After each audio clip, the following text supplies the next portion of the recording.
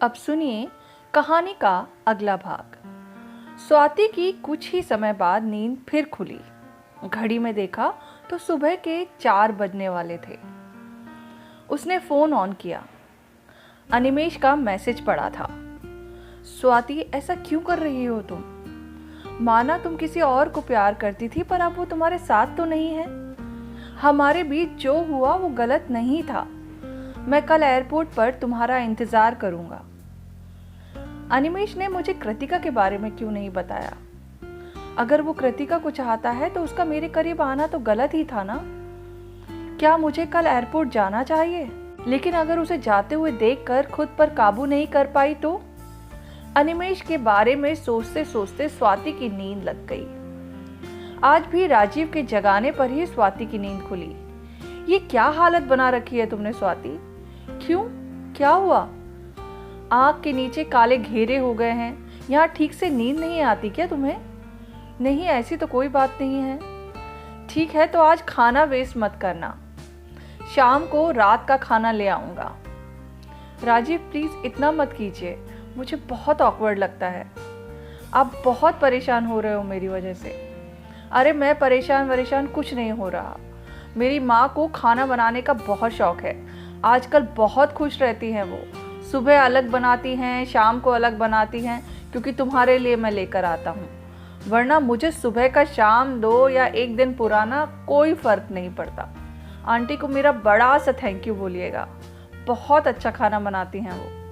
हाँ, इसीलिए तुमने कल नहीं खाया था ना? वो मेरा बैड लक था। आज आपको पूरा टिफ़िन साफ मिलेगा। गुड, ठीक है, अब निकलता हूँ। शाम को जब क्लास लेने आऊँगा तो डिनर पैक करा कर ले आऊँगा।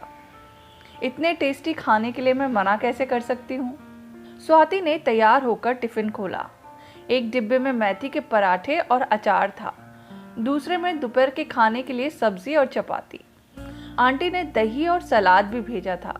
डब्बा खोलते ही खाने की महक पूरे कमरे में फैल गई। कितने प्यार से आंटी ने खाना भेजा है। स्वाति को खाना देखकर अपनी माँ की याद आ गई। वो भी उसके लिए कितने तरह का खाना बनाती थी। स्वाति ने फ़ोन उठाकर अपनी फ्रेंड पिंकी को कॉल किया और उससे माँ के बारे में पूछा। आंटी अच्छी हैं। तेरी समंदर के पास वाली पिक दिखाई थी उन्हें। तुम्हें खुश देखकर बहुत खुश थी, पर तुम्हारी कमी बहुत महसूस करती हैं और तुम्हारे पापा उन्हें ताना मारने का कोई मौका हाथ से नहीं जाने देते। पता है, एक दिन आंटी कह रही थी कि अच्छा हुआ स्वाति घर छोड़कर चली गई। काश सालों पहले ये हिम्मत उन्होंने दिखाई होती। पिंकी, एक काम करेगी तू मेरा? हाँ बोलना। तुम मम्मी को मेरे पास मुंबई आने के लिए मना लो। स्वाति, तुम्हारे पापा नहीं आने देंगे। मम्मी ने बहुत सह लिया यार, अब मैं उन्हें उनके पास नहीं छोड़ूंगी। अबे लेकिन कब तक उन्हें अपने पास रखेगी? कभी ना कभी तो उन्हें वापस यहीं आना होगा ना? क्यों आना होगा? क्योंकि कभी तो तू शादी करेगी मोटी। तो शादी से मेरी माँ के जाने का क्या संबंध है? तू पागल है स्वाति, कोई लड़का इसके लिए तैयार नहीं होगा। तो ऐसे लड़के के लिए मैं कभी तैयार नहीं होंगी। देख पिंकी, तू ये सब बातें छोड़ और कैसे भी मम्मी को मुंबई आने के लिए राजी कर। ठीक है, मैं कोशिश करती हूँ। कोशिश नहीं, तुम्हें करना ही होगा। अच्छा बाबा, चल रख अभी, बाय। स्वाति आज भी क्लास में बेचैन थी। निर्णय ही नहीं कर पा रही थी कि वो आज अनिमेश से मिलने एयरपोर्ट जाए या नहीं। शाम को राजीव उसके लिए डिनर घर से पैक करा कर लाया। सुबह का टिफ़िन देखकर बोला, वाह आज तो कमाल हो गया, टिफ़िन पूरा ख़त्म कर लिया तुमने। जी, आंटी खाना बनाती ही इतना टेस्टी है। अच्छा एक बात पूछूं, तुम्हारा अनिमेश का जो भी प्रॉब्लम था वो सॉल्व हुआ या नहीं?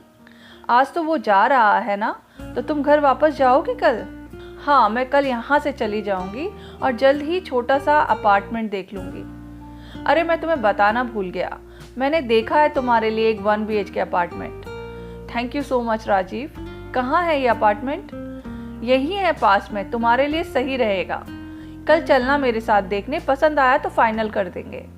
ठीक है। स्वाति ने 2 प्लेट्स निकाली। अरे नहीं, मैं आज घर पर खाऊंगा। ये सुनकर स्वाति ने 1 प्लेट वापस रख दी। ठीक है स्वाति, चलो मैं अब निकलता हूँ। एक बार फिर से शुक्रिया राजीव, मेरी इतनी मदद करने के लिए। अब ये सब फॉर्मेलिटी करके पराया मत बनाओ। राजीव खाना देकर चला गया। स्वाति ने टिफिन खोला, उसमें बैगन का भरता, चपाती और दाल राइस के साथ आम का अचार भी था। अनिमेश को अचार कितना पसंद था। सपना का दिया अचार उसने ही तो पूरा खाया था। खाना खाने के बाद स्वाति मार्केट से तरह तरह के अचार लेकर रूम पर वापस आ गई। स्वाति अनिमेश से मिलने जाने के लिए तैयार होने लगी। शायद ये उनकी आखिरी मुलाकात हो। ये सोचकर अनिमेश को देखने की ललक वो दबा नहीं पाई और उससे मिलने निकल पड़ी। कुछ ही दूर जाने पर उसे ट्रैफिक मिल गया। गाड़ियां रेंग रही थी। आधा घंटा गुजर गया लेकिन ट्रैफिक क्लियर नहीं हुआ। अब स्वाति को डर सताने लगा था कि वो टाइम पर एयरपोर्ट पहुंच भी पाएगी या नहीं। स्वाति खुद में बड़बड़ा रही थी, अब टाइम पर कैसे पहुंचूंगी। अगले 10 मिनट भी ट्रैफिक का ये हाल देखकर स्वाति रुआसी हो गई। मैडम, लगता है आगे कोई एक्सीडेंट हुआ है। ओह, काश कि किसी को ज्यादा चोट ना आई हो। स्वाति लेट ही सही आखिरकार एयरपोर्ट पहुंच ही गई। सारे गेट्स पर चेक करते करते वो आगे बढ़ रही थी।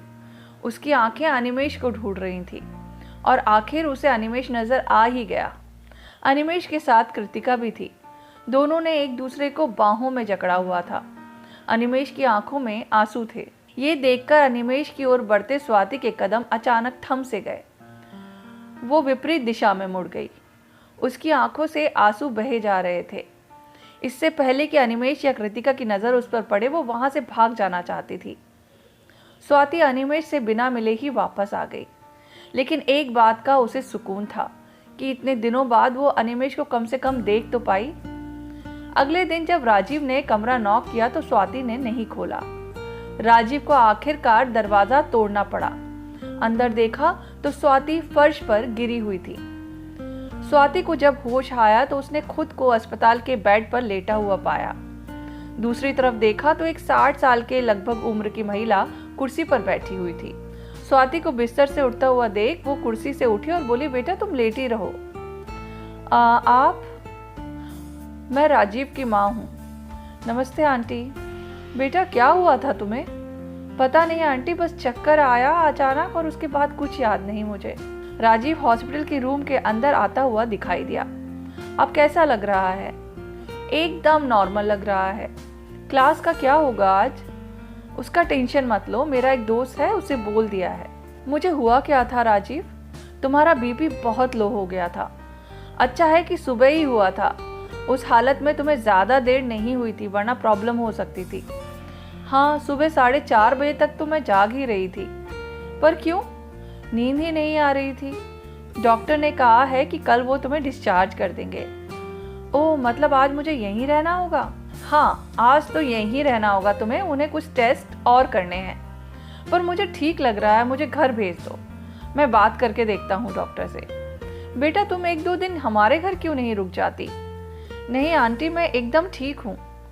हॉस्पिटल के बिस्तर पर लेटी हो और कह रही हो मैं ठीक हूँ। मम्मी ठीक ही तो कह रही हैं। जब कमज़ोरी दूर हो जाए तो चले जाना। बेटा वैसे भी तो तुम यहाँ अकेले ही रहती हो। हॉस्पिटल से डिस्चार्ज होने के बाद स्वाति 3 दिन राजीव के घर रुकी और फिर चौथे दिन वापस अपने फ्लैट पर आ गई। फ्लैट के अंदर आने के बाद वो सबसे पहले अनिमेश के रूम में गई। पूरा रूम खाली था। बेड पर अभी भी वही चादर बिछी थी जो स्वाति ने अनिमेश की मुंबई आने वाले दिन बिछाई थी। शरीर से जैसे आत्मा निकल जाने पर देह महसूस करती होगी, वैसा ही उस दिन स्वाति को लग रहा था। आज पहली बार स्वाति को लगा कि कैसे वो इस घर से जितना जल्दी हो कहीं दूर भाग जाए। ये घर उसे अनिमेश के उससे दूर होने का एहसास करा रहा था। उसने राजीव को कॉल किया कि उसे वो घर देखना है जो उसने उसके लिए देखा था।